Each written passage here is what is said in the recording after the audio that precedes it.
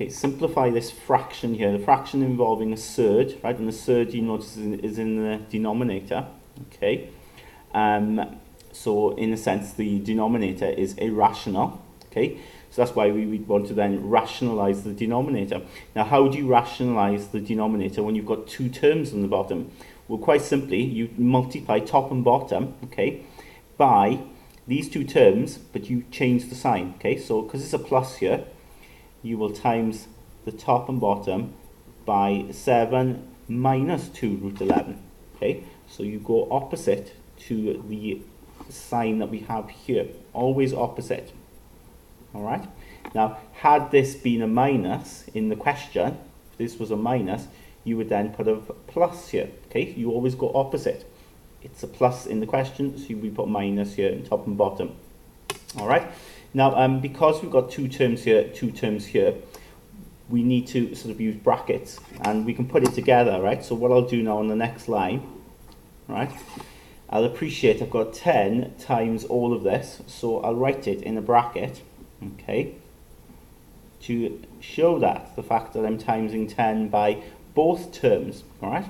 And then on the bottom, you've got the two terms here times these two terms. So let's put them both in a bracket. So you've got 7 plus 2 root 11, 7 minus 2 root 11, okay? Now, the top is quite straightforward, isn't it? Because you just got to times through by 10, but you'll also find the bottom isn't that difficult in reality, even though it looks a lot more work. With the top, you times through by 10, so 10 times 7 is 70, and 10 times minus 2 is minus 20, so minus 20 root 11. On the bottom, of course, you've got double brackets, so we're going to use FOIL, yeah?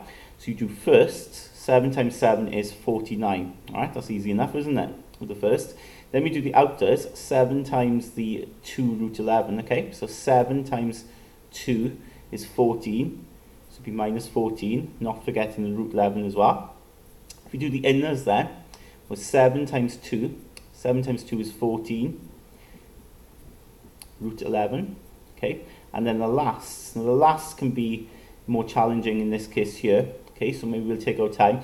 When you do the lasts here, appreciate you've got a plus times a minus. So plus times a minus. Well, if the signs are different, it becomes a minus. Now, if we do the big numbers first, you've got 2 times 2, which is 4.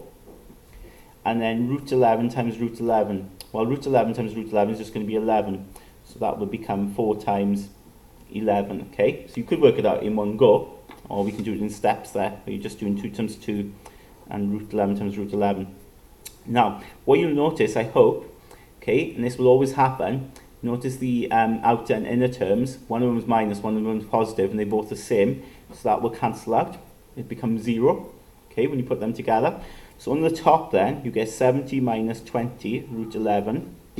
On the bottom, you will get 49, take away this, 4 times 11. Now, of course, 4 times 11 is 44, isn't it? That's what that will become.